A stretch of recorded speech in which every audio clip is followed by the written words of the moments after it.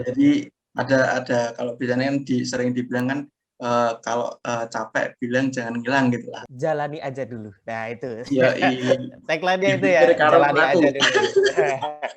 Nah, sambil jalan Dipikir sambil sambil hidup. jalan. Oke.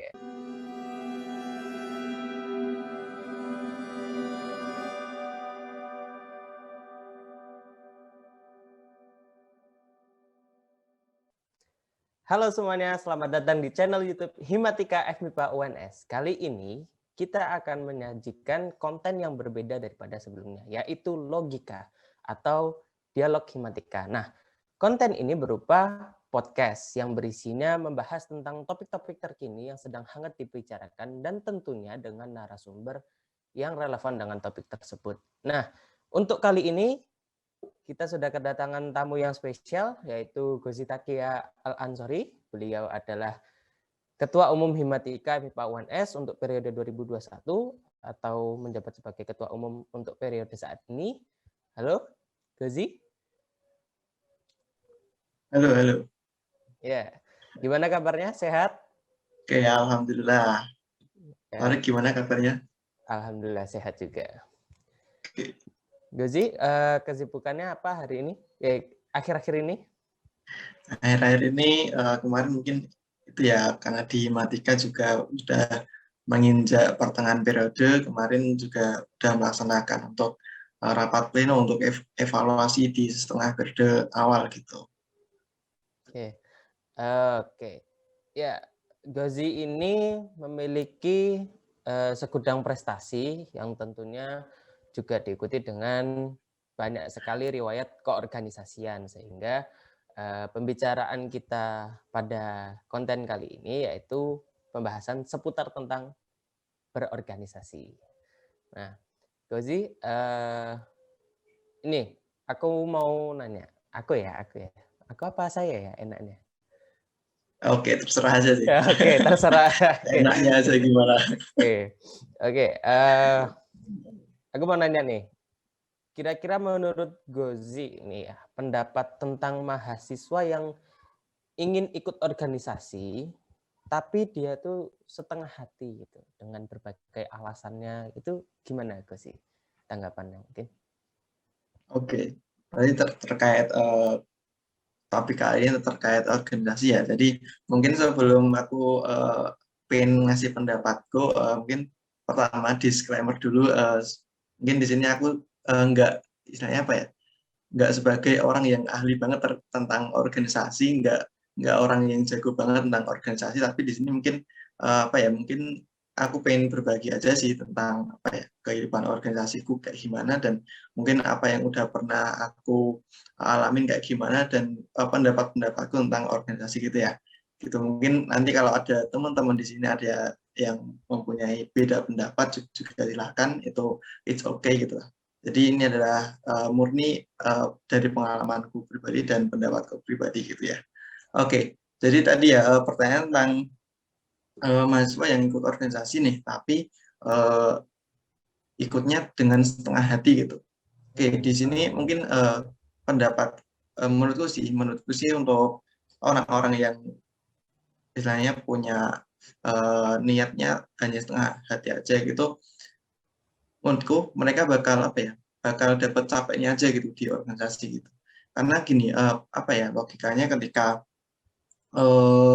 kita ikut organisasi dengan setengah hati, otomatis kita akan melakukan apa yang disuruh aja nih. Misal kita apa ya di organisasi, misal di Himatika nih, di Himatika kita setengah hati nih, kita mungkin misal masuk di divisi di bagian apa ya, di bagian akademik. Nah itu kita diminta untuk misal menyelenggarakan lomba gitu. Nah itu otomatis kita akan ngelakuin apa yang disuruh, yang ngelakuin itu aja gitu. Jadi dari situ kita akhirnya apa namanya, kita nggak bakal tahu nih sebenarnya apa sih manfaat kita diminta buat ngelakuin tugas itu, apa sih manfaat kita disuruh apa ya diberi amanah sebagai bagian itu gitu. Nah selain jadi ketika kita nggak tahu manfaatnya, kita pun jadi terpaksa gitu. Jadi kan kita terpaksa buat ngelakuinnya, dan apa ya istilahnya, ketika kita terpaksa ngelakuin sesuatu, otomatis kan nggak akan maksimal gitu loh eh, buat kontribusi yang kita berikan gitu. Jadi ketika kontribusi kita eh, nggak maksimal, otomatis apa yang kita dapat pun juga nggak maksimal gitu. Jadi menurutku itu sih untuk teman-teman yang mungkin setengah hati lah untuk menjalankan sebuah organisasi. Oke, berarti intinya sebelum kita menjalankan sesuatu, nggak cuma berorganisasi aja, tapi semua hal kayak kuliah atau bekerja, berorganisasi, itu intinya harus dari hati dulu ya, ada niat dari hati dulu ya. Nah ya, Oke. betul sekali. Iya, karena kalau ya itu tadi sih, kalau misal nggak ada niat atau memang sudah nggak suka dengan yang kita lakuin itu, berarti emang jalaninnya terpaksa gitu ya, capek aja gitu. Iya, gini mungkin kalau dari konsepku sendiri sih, konsep yang aku punya sendiri, mungkin apa yang kita dapatkan itu sesuai dengan apa yang kita berikan gitu. Jadi Oke. jadi semakin semakin sedikit apa yang kita berikan, otomatis semakin sedikit juga yang kita dapatkan gitu lah. Oke, Gitu. siap. Berarti di underline dulu ya, apa yang Ya, kita berikan itu sepadan dengan apa yang kita dapatkan gitu. Jika kita memberikan sedikit, kita dapat sedikit. Jika kita memberi banyak, kita dapat banyak juga. Oke, gitu ya. Oke, oke. terima kasih Gozi untuk yang itu. Kemudian lanjut ya. Eh, tapi ini membahas tentang apa ya, ibaratnya kayak organisasi yang setengah hati. Nah, tapi kan dia niat ingin ikut organisasi itu kan pasti banyak latar belakangnya itu. Ada yang karena manfaat organisasi gitu, ada yang karena untuk menambah pengalaman gitu. Nah, menurut Gozi sendiri itu manfaat yang didapatkan dari berorganisasi itu apa gitu. Dan harus bagaimana agar bisa mendapatkan manfaat dari berorganisasi.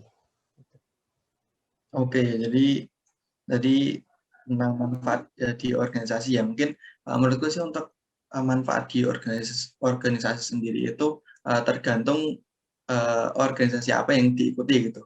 Jadi misal kita apa ya, misal di matematika nih, kita ada organisasi himatika. Nah itu otomatis ya minimalnya lah kita di situ dapat relasi teman-teman anak matematika, kita punya relasi kepada apa ya, kakak tingkat matematika, kita punya relasi dengan prodi matematika gitu. Nah selain itu kita apa ya, mungkin lebih ke teamwork sih. Kita bisa dapat pengalaman buat belajar gimana kerjasama dengan orang lain gitu. Nah untuk gimana sih cara biar bisa kita dapetin manfaat secara maksimal nih di organisasi. Mungkin ini mungkin pengalaman dari pribadiku sendiri sih yang udah pernah aku lakuin. Jadi pertama yang harus kita lakuin adalah totalitas gitu. Totalitas. Di sini totalitas seperti apa? Jadi kita ketika ikut organisasi itu otomatis kita harus tadi memberikan apa yang bisa kita berikan gitu. Dengan kita memberikan apa yang bisa kita berikan, otomatis kita pun akan dapatin apa yang pengen kita dapetin gitu. Nah selain itu kita juga di organisasi ini, istilahnya kalau organisasi ini kan apa ya? Itu kayak sebuah miniatur dari lingkungan kerja gitu.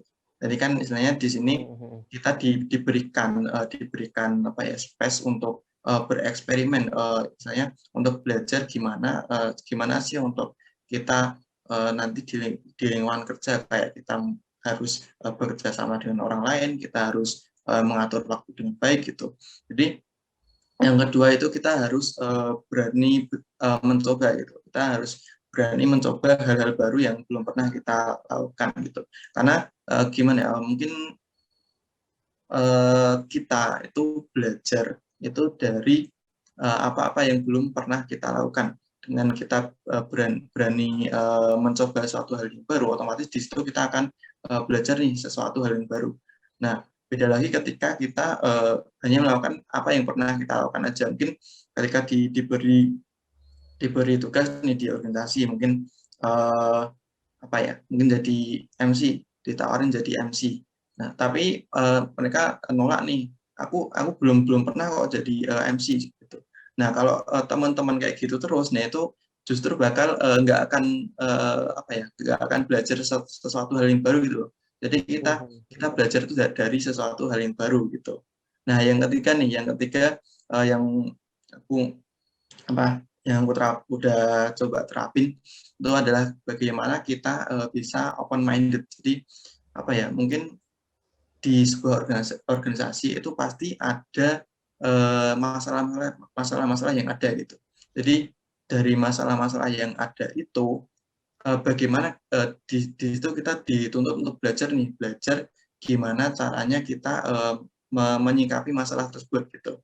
Apakah kita hanya mengeluh dengan masalah tersebut? Apakah kita harus apa? Kita bisa open minded gitu, bisa membuka pikiran kita bahwa kita coba nih cari sudut pandang lain. Kenapa sih kita dapat masalah ini gitu? Selain kita mengeluh, tapi kita juga mencari sudut pandang lain. Oh ternyata mungkin kita punya dikasih masalah ini biar kita belajar ini.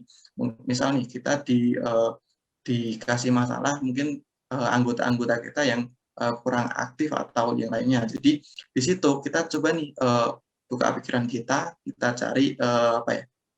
Kita cari sudut pandang lain.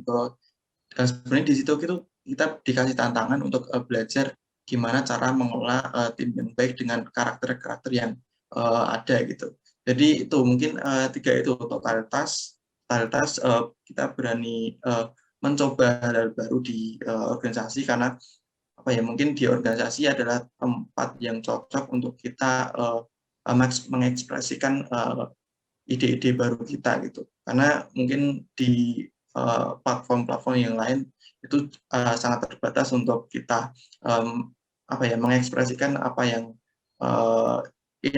inovasi kita gitu. Nah, yang ketiga yaitu kita open minded. Jadi kita coba sih ketika ada masalah kita cari sudut pandang lain gitu. Jadi sehingga dari situ kita bisa belajar banyak. Oke, berarti kalau saya rangkum ya, kalau aku rangkum itu mungkin dari totalitas, terus intinya ini berani keluar dari zona nyaman ya.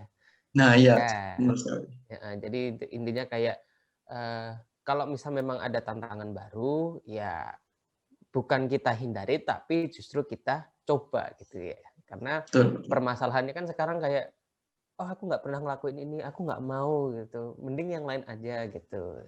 Nah, justru kalau misal ada tawaran seperti itu, belum kita coba, ya harus kita coba gitu. Siapa tahu nanti malah bidang bakat kita ada di bidang itu gitu, kayak contohnya tadi misal jadi MC gitu. Oh, aku nggak mau. Tapi kalau misal nggak dicoba, ya kita nggak pernah tahu gitu. Siapa tahu kalau nyoba untuk jadi MC malah keterusan gitu kan, jadi MC gitu.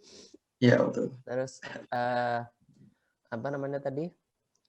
Organisasi untuk tempat mengekspresikan ya kalau yang benar-benar sudah dirasakan ini sih kayak bukan cuma organisasi itu untuk tempat latihan dalam apa ya ibaratnya kayak miniatur. Nah, ibaratnya bukan seperti kayak gambaran oh ini nanti dikerja itu seperti ini itu enggak, tapi selain itu juga itu gambaran ketika kita terjun ke dalam dunia masyarakat gitu, dunia sosialisasi. Nah, itu kurang lebih seperti itu juga gitu. Bertemu dengan orang-orang yang wataknya berbeda, sifatnya berbeda, jalan pikirannya berbeda gitu kan.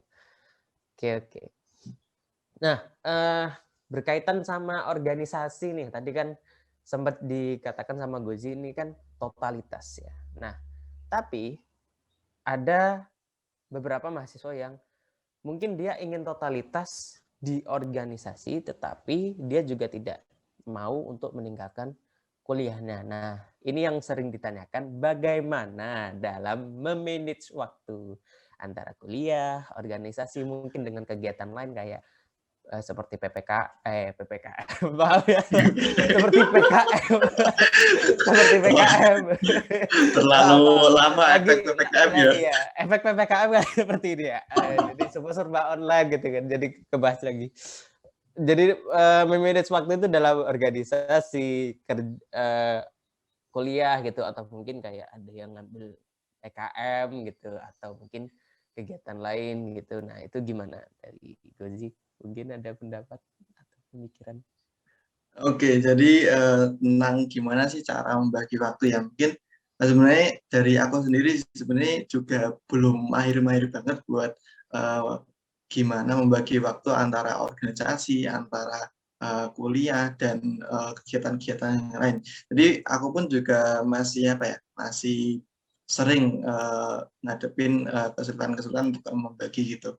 Eh, Pertama mungkin ketika aku pengen totalitas di organisasi nih. Jadi mungkin kadang tuh kuliah juga terlantar gitulah Iya. istilahnya. Jadi uh, mungkin ketika lagi sibuk-sibuknya di organisasi juga kuliahnya juga agak terlena gitu. Nah, kadang pun juga kita juga pengen ambis di kuliah tapi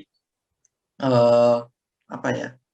Jadi organisasinya jadi agak terlantar juga gitu. Jadi sebenarnya totalitas itu juga bisa kita apa namanya? Bisa kita eh, lakukan di semua kegiatan kita gitu. Jadi mungkin apa ya? Kalau untuk membagi waktu, ya tadi sebenarnya aku juga masih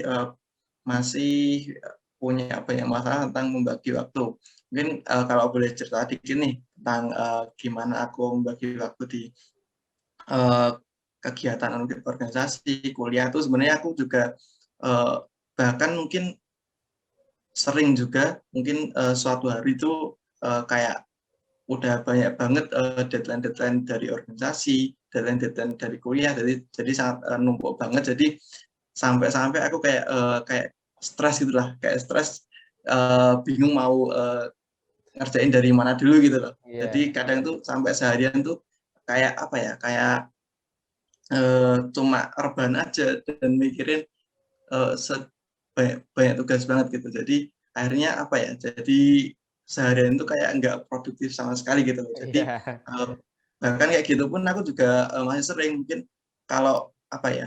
Mungkin teman-teman di sekitarku mungkin nggak terlalu ngerti sih karena aku mungkin nggak terlalu mengekspos tentang ketika aku lagi down atau stres tentang apa ya?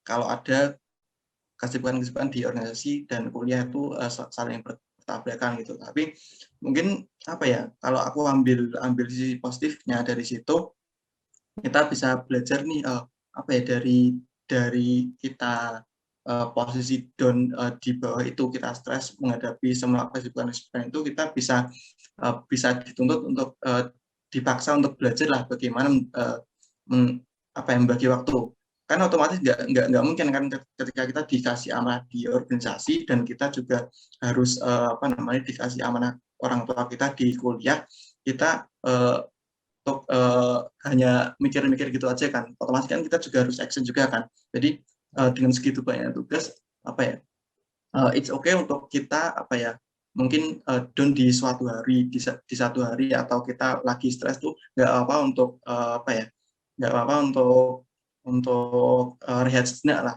Nah dari situ kita bisa nih setelah mungkin melampiaskan stres kita dengan kesibukan-kesibukan yang ada, kita bisa nih coba evaluasi lagi kenapa sih kita menumpuk gitu. Jadi itu yang sering aku lakukan bahkan mungkin sering banget aku ketika ada kegiatan-kegiatan yang menumpuk-numpuk itu sering stres banget. Jadi mungkin kadang agak ada yang kurang maksimal gitu yang aku lakukan. Jadi itu mungkin ya sehari atau 2 hari aja lah cukup untuk fase itu dan setelah itu kita harus apa ya harus evaluasi dan kita dari situ dipaksa nih untuk gimana caranya menyelesaikan ini dengan deadline yang udah ada. Nah itu dari situlah kita belajar gitu loh.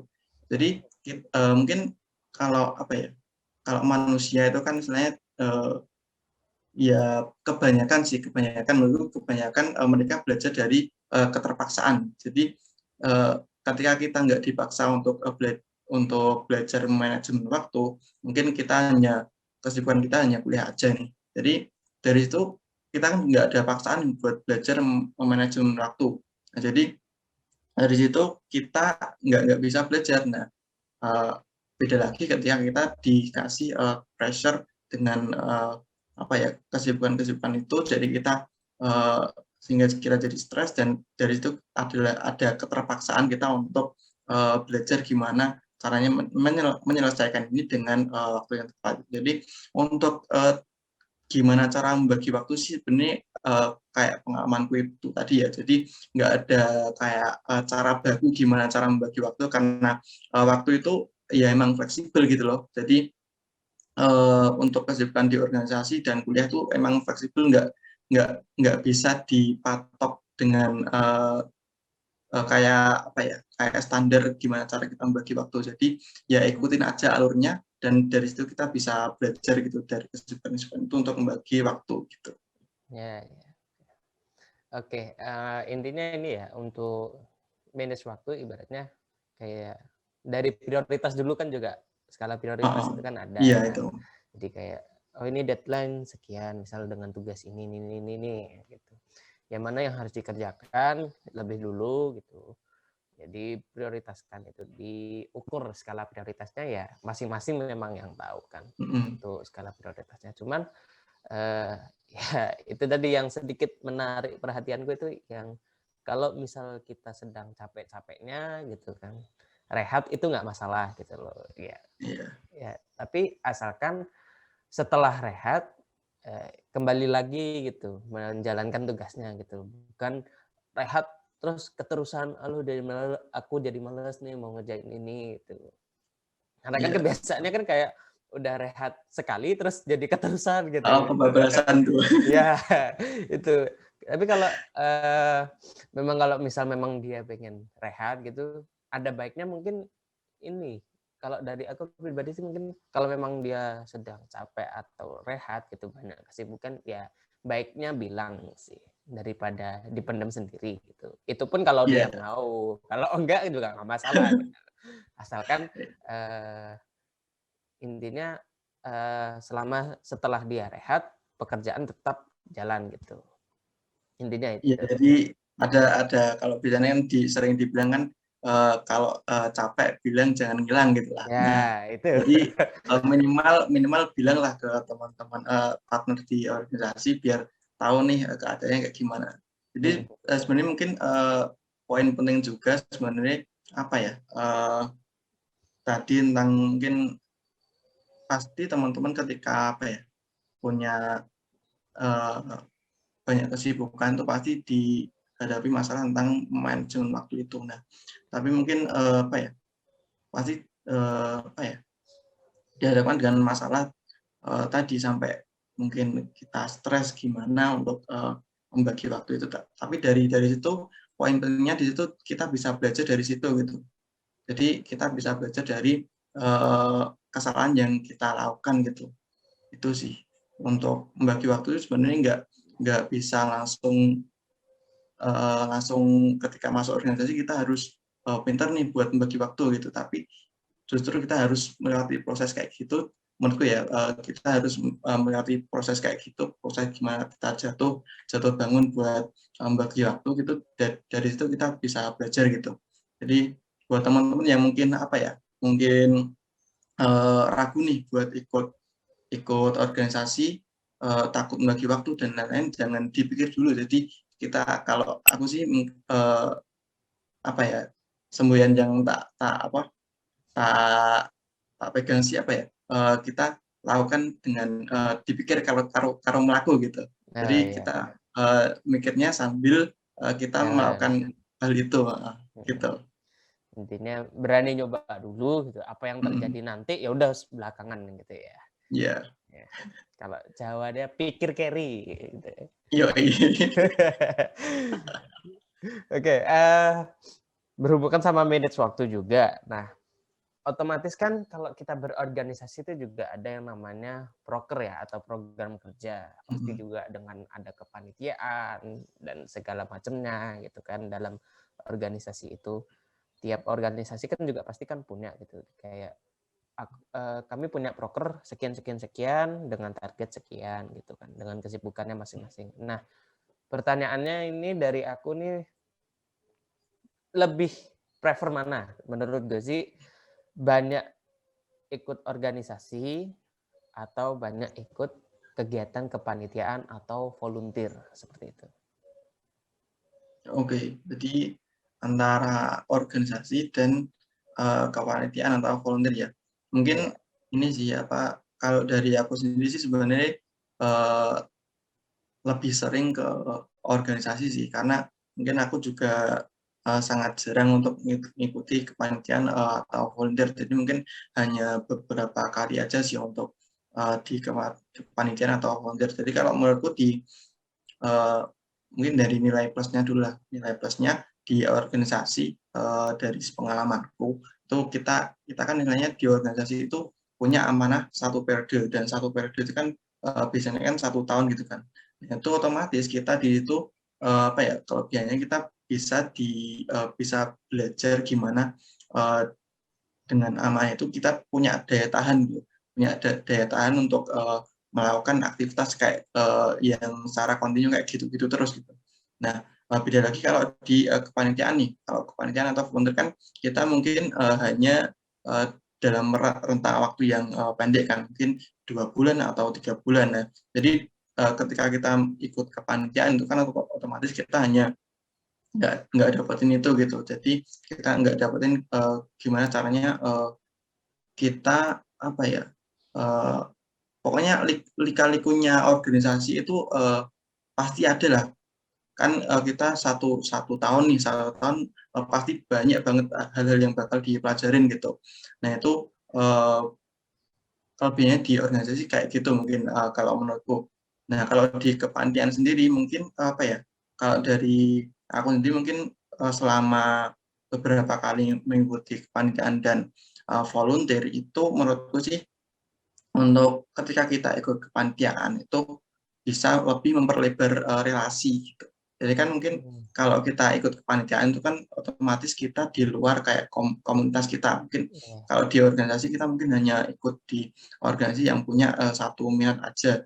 Misal di Himatika nih, berarti kan otomatis di situ organisasi tentang anak matematika. Mungkin di BEM kita itu berarti dengan anak MIPA aja gitu. Nah itu kita kalau di kepanitiaan atau volunteer kan otomatis ada apa ya ada kegiatan sendiri dan itu biasanya mencakup apa ya lingkup yang luas gitu untuk orang-orang yang bisa ikut di situ. Jadi di situ kita bisa memperluas apalagi kan di kepanitiaan kita kan mungkin kepanitiaan tadi berjalan antara rentang waktu yang pendek kan mungkin 3 bulan dan 4 bulan gitu. Itu kan otomatis setiap tahun kita mungkin bisa ikut sampai 2 sampai 3. Nah, otomatis dari situ kan kita bisa bertemu orang-orang baru gitulah. Jadi bertemu lebih banyak orang-orang baru. Nah, beda lagi kalau di organisasi nih. Kalau di organisasi kan kita hanya ketemu orang-orang itu aja kan. Jadi kan mungkin relasi kita juga masih kurang gitu. Gitu sih untuk kalau menurutku. Oke. Jadi semuanya juga tergantung masing-masing ya. Intinya Iya. tadi keuntungannya kalau misal di organisasi mungkin rata-rata itu satu lingkungan gitu kayak Himatika ya mungkin anggota organisasinya cuman anggotanya tuh cuman anak-anak matematika aja gitu. Kalau misal kayak BEM ya seputar fakultas gitu. Tapi kalau misal kepanitiaan itu mungkin relasinya bisa lebih luas gitu kan ya untuk volunteer gitu. Ada mungkin beda fakultas atau bahkan beda univ gitu kan ya. Nah, ya betul. Oke. Kembali lagi membincangkan tentang ini ya, organisasi. Tentunya kan organisasi itu impian tiap organisasi itu kan solid ya, tiap antar anggota. Nah, yang susah dalam membangunnya dalam mencapai kata solid itu dalam organisasi itu kan membangun chemistry. Nah, dari Iya. Gozi sendiri itu gimana dalam membentuk chemistry antara satu dengan yang lain? Tentunya kan tiap orang kan memiliki karakter, pemikiran dalam menghadapi suatu permasalahan itu kan berbeda-beda tiap orang. Nah, itu dari Gozi gimana? Oke, membentuk chemistry antara anggota ya. Nah, itu sebenarnya chemistry itu tadi kan disebutkan mungkin setiap orang punya karakter yang berbeda, punya pemikiran yang berbeda. Nah, chemistry itu kalau menurutku kan istilahnya apa ya?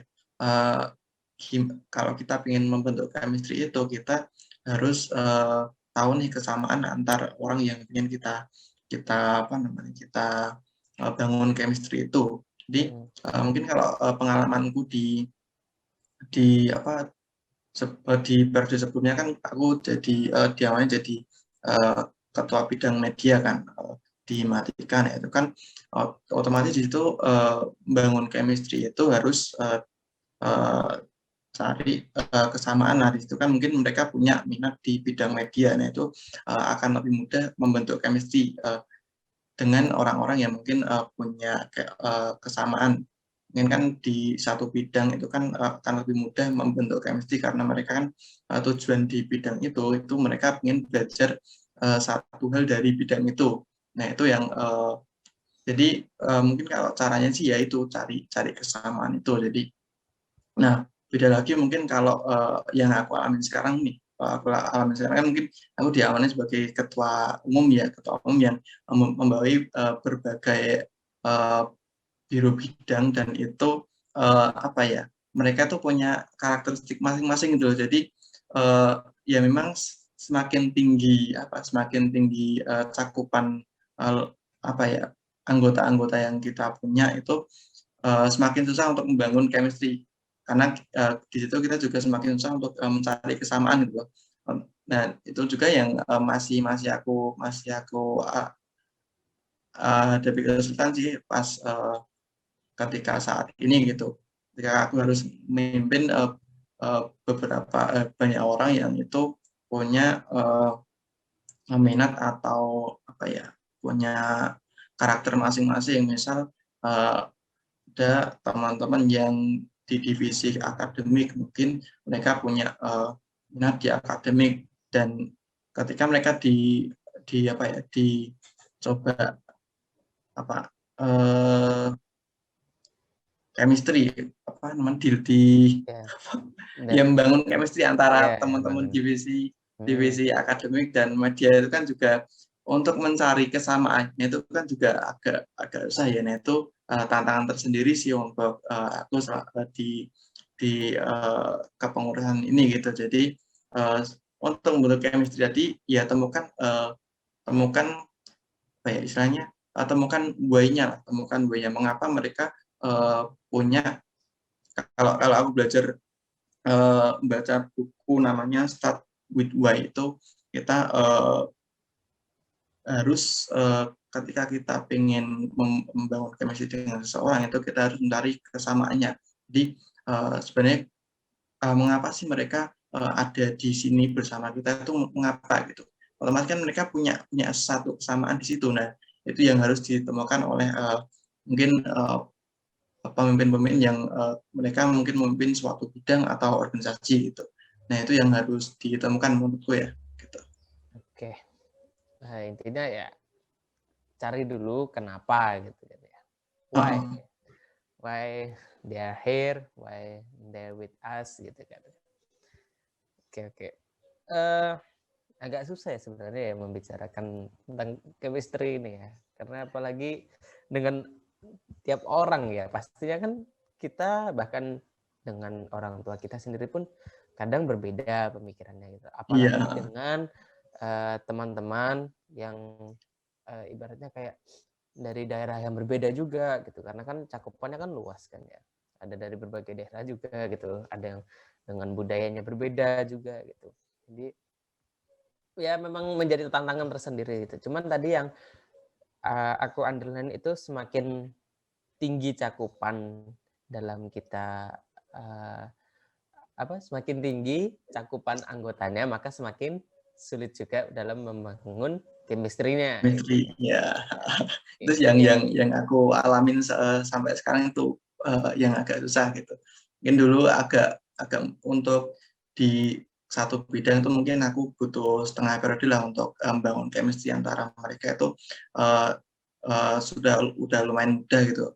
Nah kalau untuk cakupan yang lebih luas saat ini itu juga mungkin perlu tenaga ekstra dan gimana cara mencari why-nya mereka itu sebenarnya di matematika itu pengen apa sih gitu.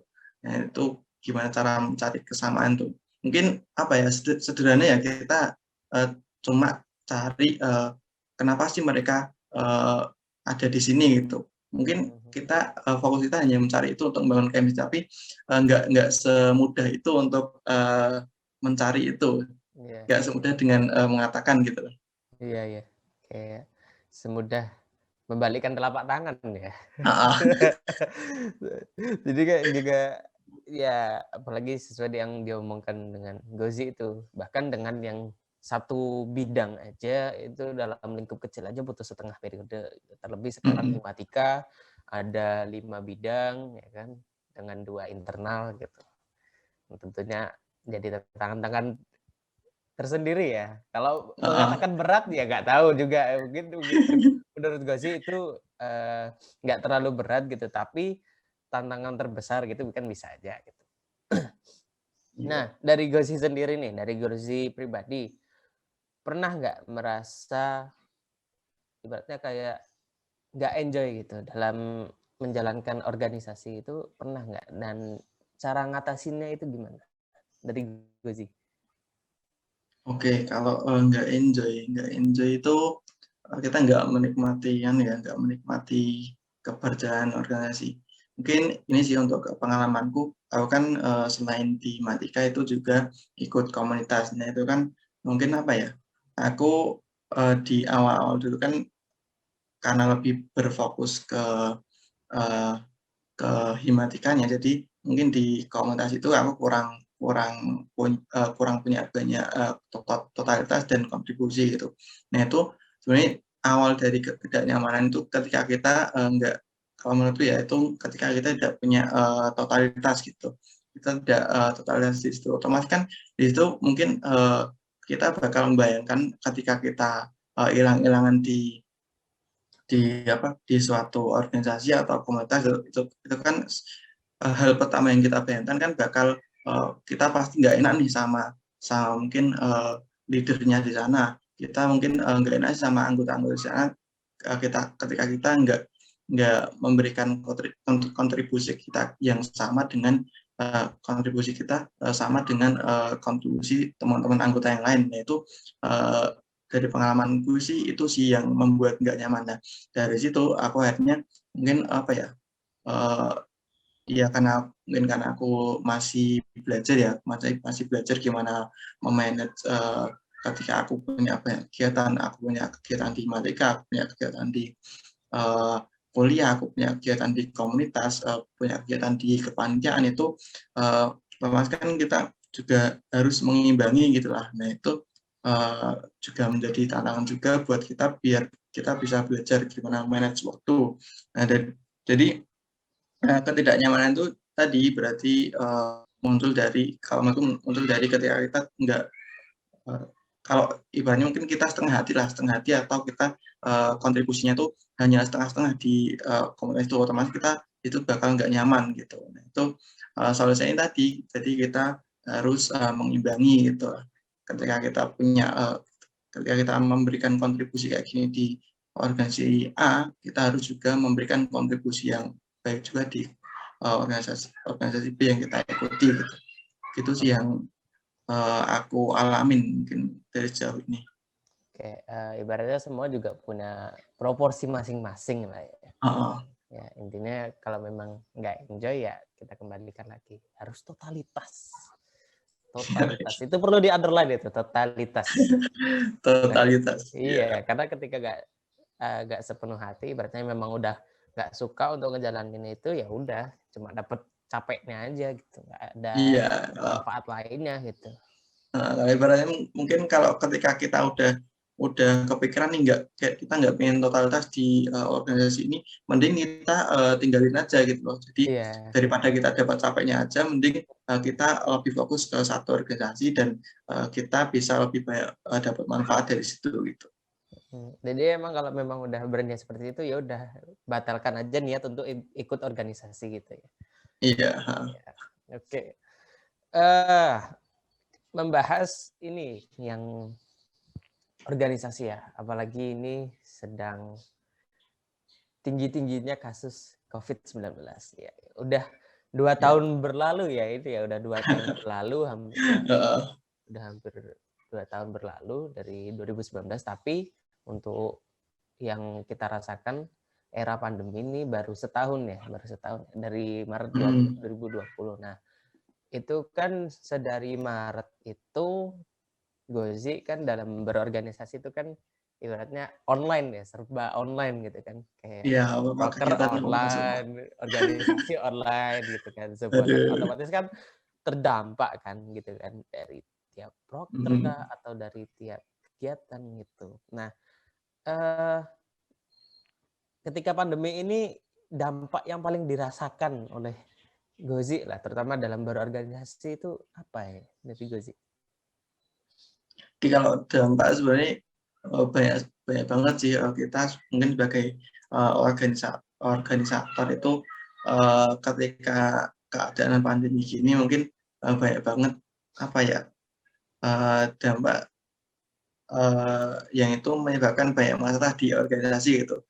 Mulai dari program kerja yang nggak berjalan dan kita harus apa ya untuk menjalankan program kerja dan tugas-tugas kita itu harus di depan laptop aja gitu. Itu Nah, juga sebenarnya masalah yang besar banget buat teman-teman organisator gitu kalau dari pengalaman yang aku alamin sampai saat ini gitu.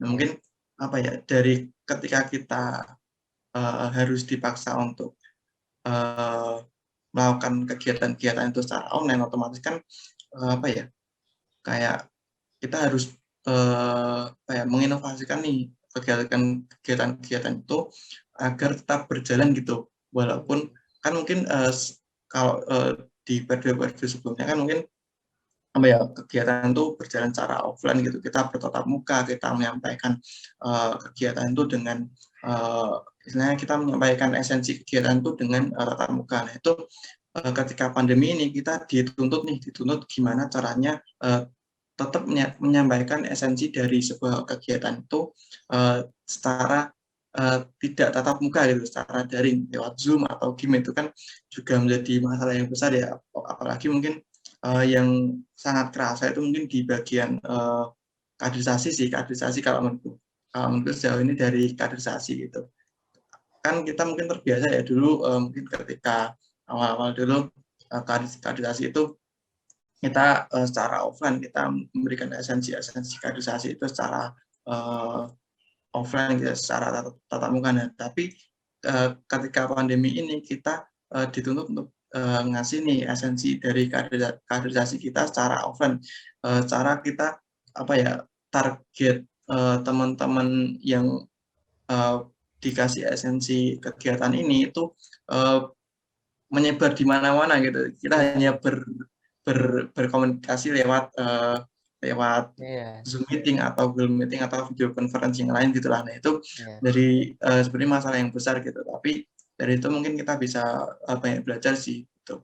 Jadi apa ya uh, dampaknya itu sih jadi esensi-esensi itu harus apa ya masih kurang tersampaikan gitu. Itu sebenarnya masalah terbesar itu esensi dari kegiatan itu belum tersampaikan dengan baik. Itu harapan bisa jadi tantangan buat kita buat menyelesaikan itu. Apalagi kan kita di awal-awal ini mungkin masih bingung ya gimana cara tetap menyampaikan esensi-esensi itu. Nah itu juga perlu proses juga.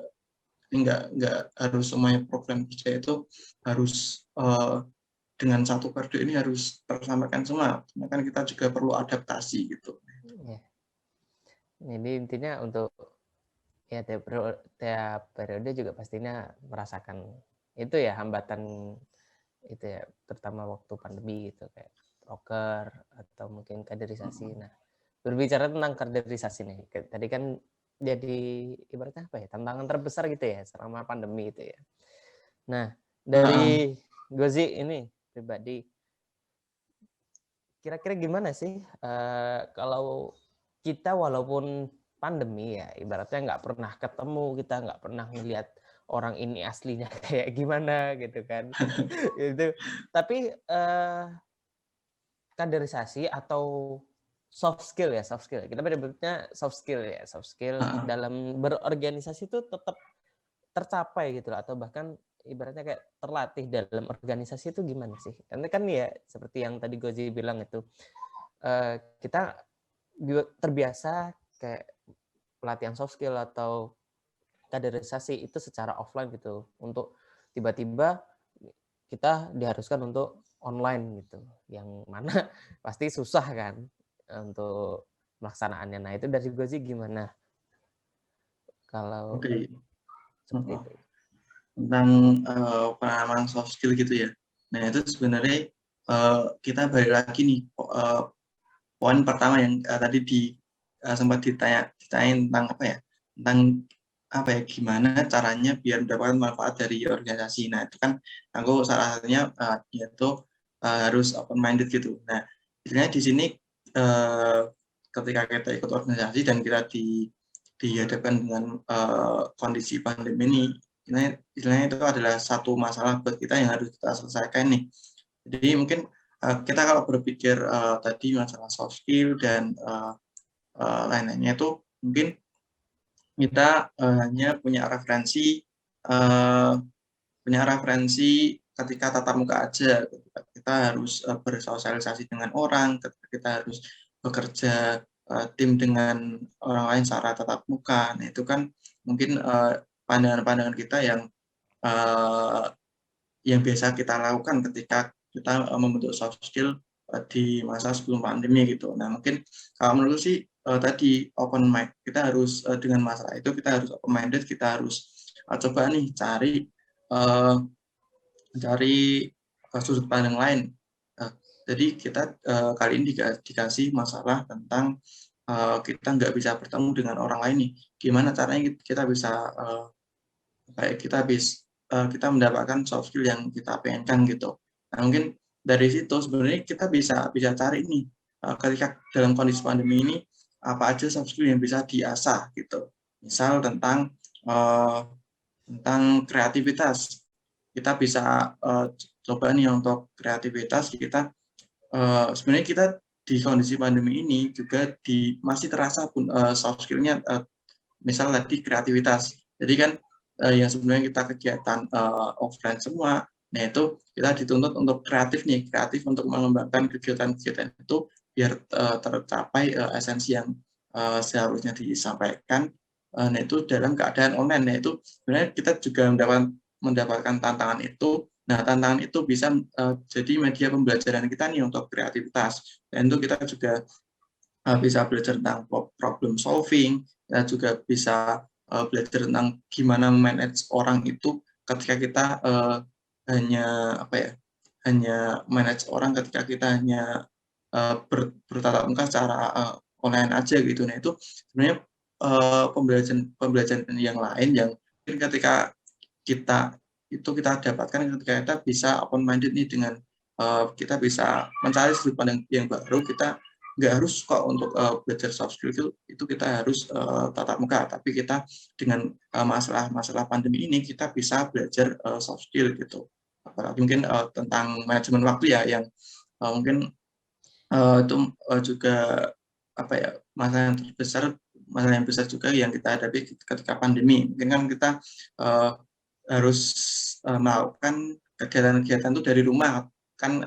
Kalau di rumah itu kan mungkin biasanya juga banyak kegiatan-kegiatan yang lain, mungkin kita dipanggil ibu lah, dipanggil bapak lah, disuruh bantu inilah. Nah itu kan juga perlu manajemen waktu yang bagus biar apa ya, semua kegiatan rumah, kegiatan organisasi, kegiatan kuliah itu berjalan dengan baik gitu. Nah itu menjadi tantangan buat kita gitu loh. Jadi dari tantangan itu kita bisa belajar gitu. Nah, jadi kalau mungkin ada orang yang bilang kalau ngapain sih organisasi di kondisi pandemi kayak gini, kayak kurang kurang kurang bermanfaat gitu loh. Jadi sebenarnya nggak setuju banget dengan pendapat kayak gitu. Jadi dari kondisi pandemi ini pun kita juga bisa belajar banyak dari organisasi gitu.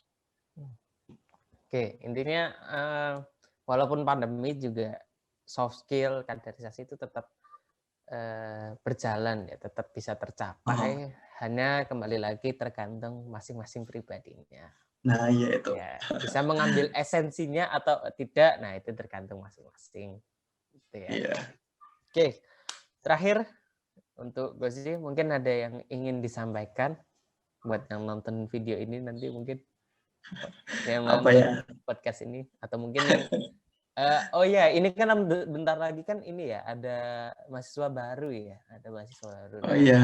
Mungkin buat ke mahasiswa baru atau juga teman-teman yang udah berorganisasi gitu. Mungkin ada yang ingin disampaikan gak sih? Oke, jadi mungkin apa ya?